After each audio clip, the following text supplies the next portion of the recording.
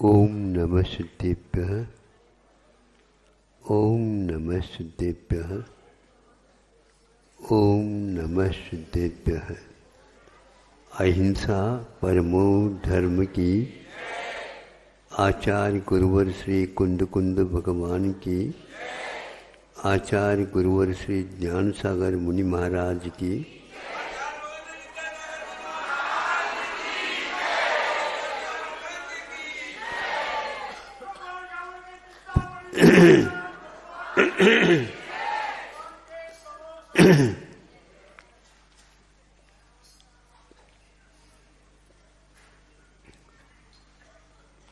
आत्मा का लक्षण उपयोग का।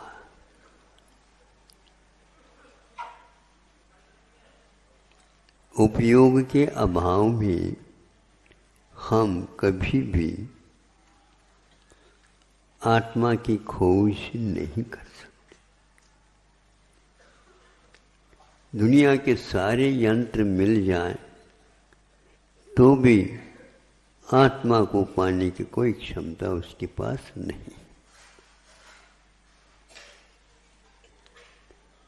हम किसी वस्तु को आत्मा कह करके बोल भी नहीं सकते जिसके अभाव में।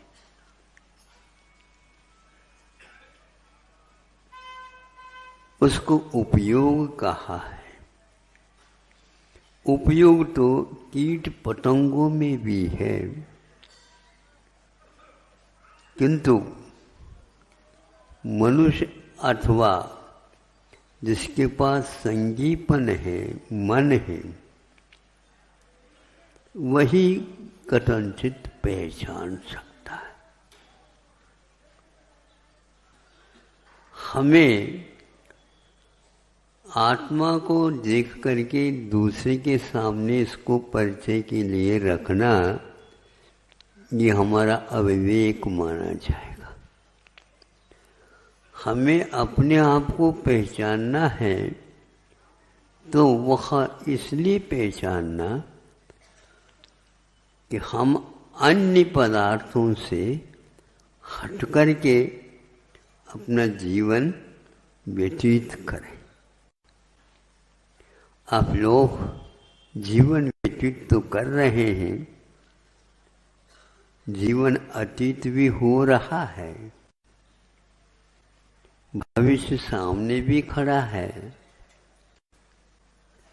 लेकिन इससे संतुष्टि नहीं मिल पाएगी।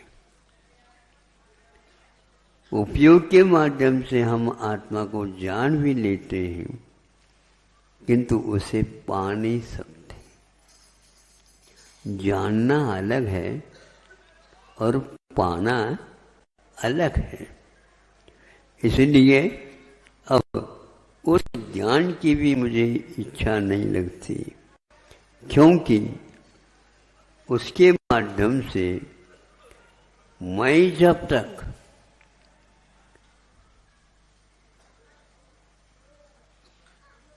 अन्य पदार्थों से अपने आप को अपनी ओर ला सकता हूँ तो मात्र मेरी वह दृढ़ निश्चय ही एकमात्र कारण।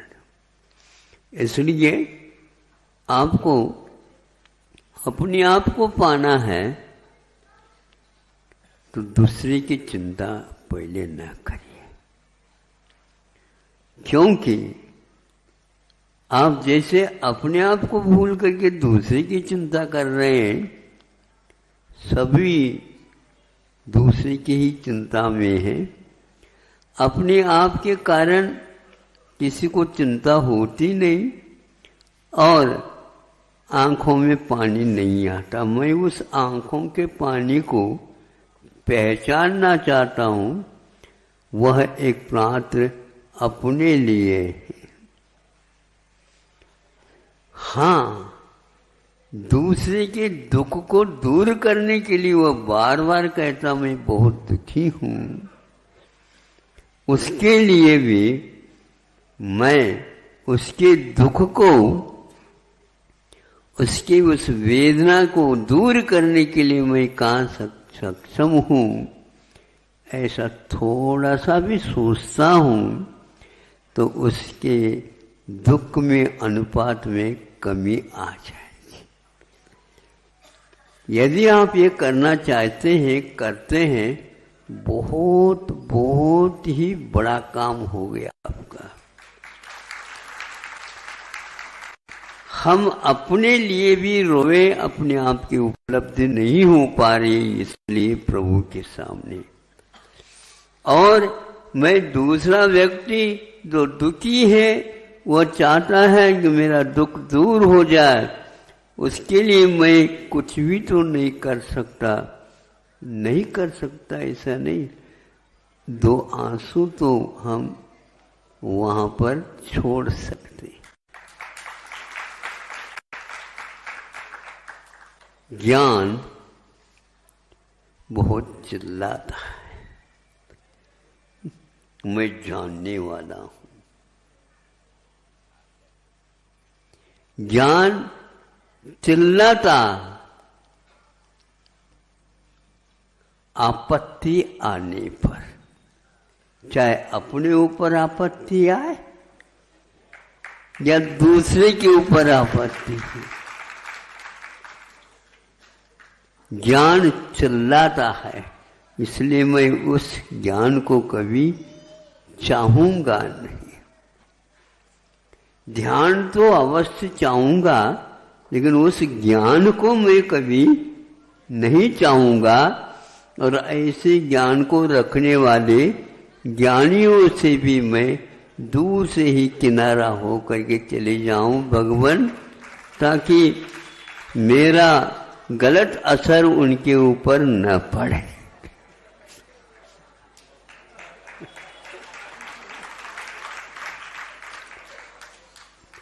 असर बहुत जल्दी सर होने के कारण पड़ता है। असर हमेशा हमेशा पड़ता है। क्यों पड़ता है? सर होने से पड़ता है। मैं प्रभु के चरणों में सर झुकाना चाहता हूं और उस असर से मैं दूर होना चाहता हूं। अब आगे ज्ञान जब चिल्लाता है, आपत्ति आने पर, अब आस्था क्या कहती है? आस्था बोलती नहीं है,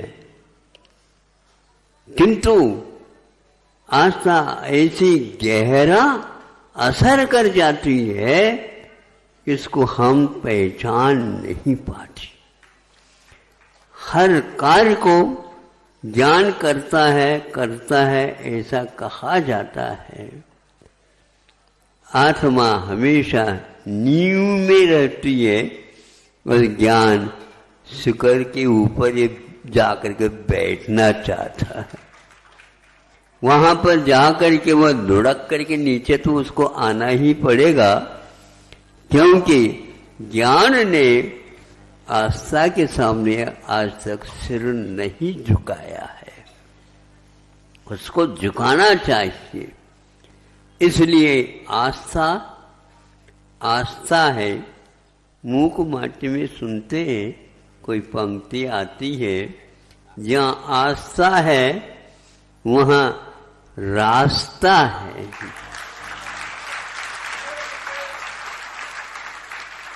ज्ञान के लिए खोजना पड़ता है, आस्था के लिए खोजने की बात नहीं, खोदने की बात होती है।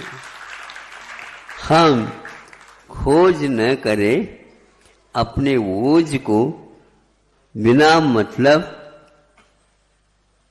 कम न करें, किंतु हमारी आस्था जितनी दृढ़वती होती है, वैसे वैसे ज्ञान झुकने लग जाता है। ज्ञान झुकने लग जाता है। मन आने के उपरांत इस झुकाव का शुरुआत हो जाता है। बिना मन का झुकना कोई झुकना नहीं और न ही कुछ रुकना है। अब जाते जाइए तेली के बैल के भांति आप सोचते ही रहिए। आज की यात्रा तो बहुत लंबी हो गई। हाँ ठीक, बिल्कुल। जब आंखों का पट्टी बाहर कर देता है, अरे मैं सुबह से सोच रहा था कि मैं बहुत बड़ी लंबी यात्रा कर रहा हूँ, कर गया हूँ। आस्था की बात छोटी सी आपके सामने करके मैं इस वक्तव्य को ज़्यादा लंबा बनाना नहीं चाहता हूँ। क्या है वो यही है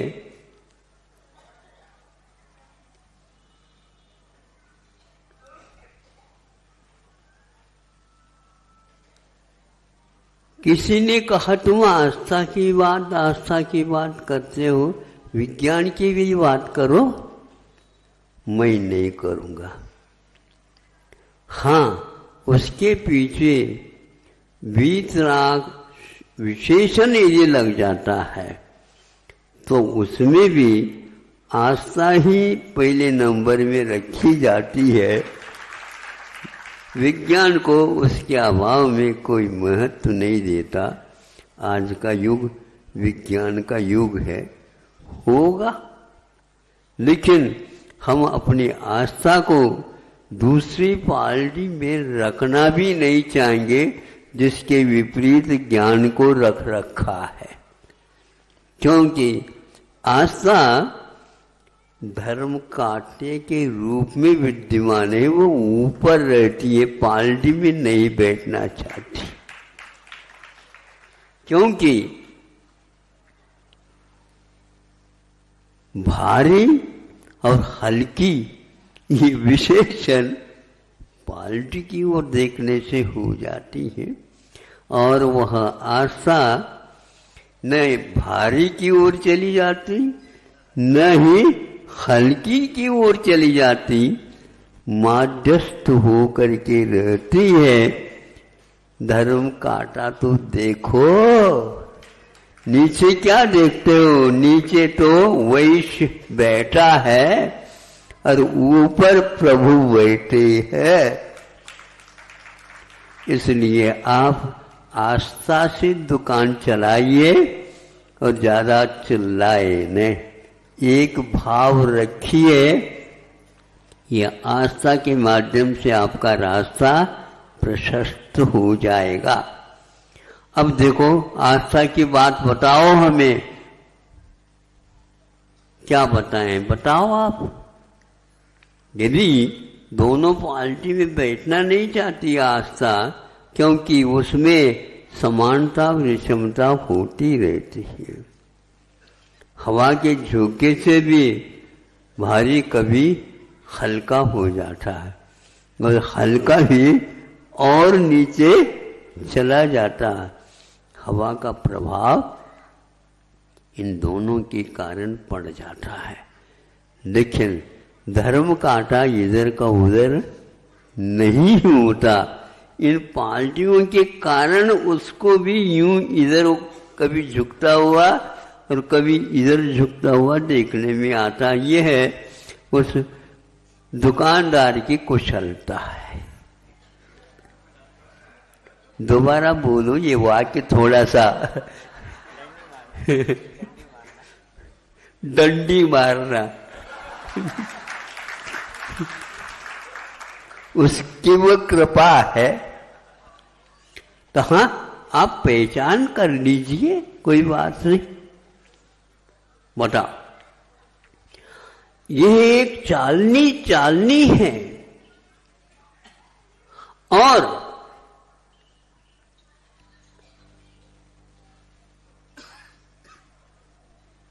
कुएं में उसको छोड़ दिया गया है और डोर रस्सी बंधी है उसमें, जैसे तिपाई जैसी।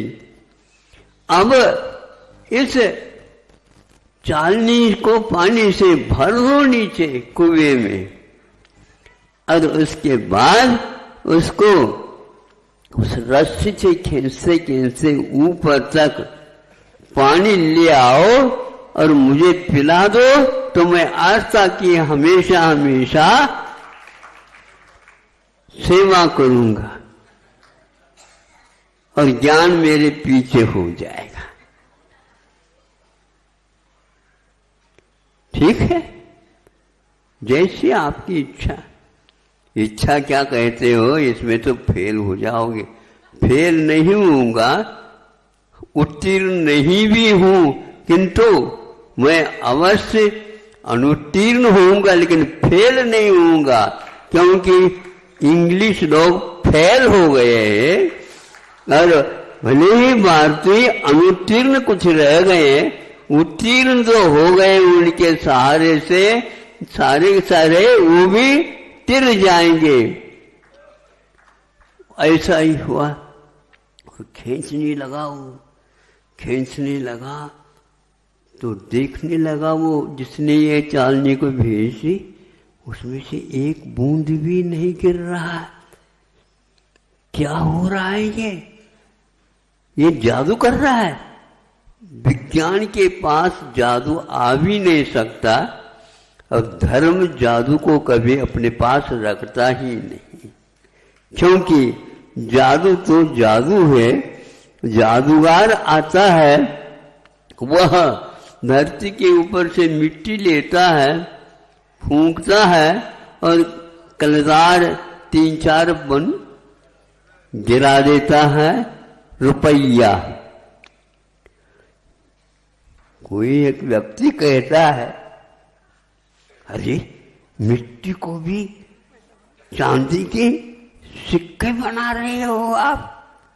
धन्य है भारत, तो बिल्कुल अब सोने का चिड़िया बन जाएगा। नहीं बनेगा। जादूगर से आज तक कोई भी देश उन्नत नहीं हुआ। आपको दिखा रहा है बिल्कुल इतने। हाँ है। यदि वह कलदार रुपया होते तो मैं दद्दा अठन्नी दे दो।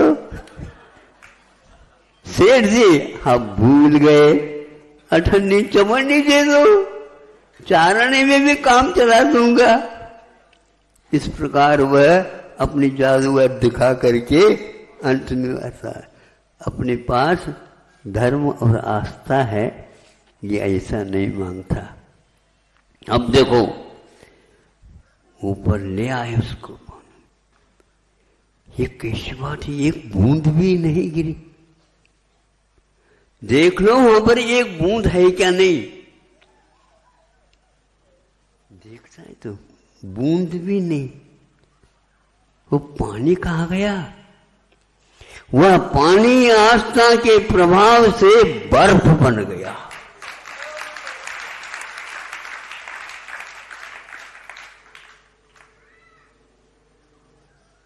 ये आस्था की बात है।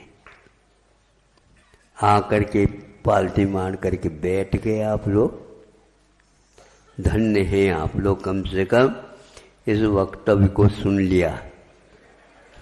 बड़ी कृपा होगी, जहाँ जहाँ से आप आए हो वहाँ वहाँ पर भी इसको सुना देना। और अवश्य ही आचार संहिता में जो प्रचार प्रचार में लगे हैं उनके कानों तक भी ये चली जाए तो मैं अच्छा समझूंगा, ताकि आस्था की बात आज कम से कम आज सुनने के लिए तो लोग तैयार हैं। आस्था को भी मैं कहता हूँ कि इनके दिमाग थोड़े से फिर जाए। लोग महाराज ये क्या कह रहे हैं आप? इनका दिमाग फिर गया है। ये दिमाग इनका दिमाग फिर गया। फिरने का अर्थ ये है जिस ओर आपकी दृष्टि है उस दृष्टि से हट करके ज्ञान के लिए आज विदेश तक पहुंच रहे हैं। अरबों खरबों का खर्च हो रहा है। यदि उसको भारत में जनहित कल्याण में लगा दो तो मैं समझूंगा आपके पास कुछ अंश से आस्था का भी प्रभाव पड़ा है और आप रास्ते पर अवश्य ही आ जाएंगे। आवे इसी भावना के साथ। आज तो मैं आने वाला नहीं था, लेकिन ऐसे ही आप लोगों का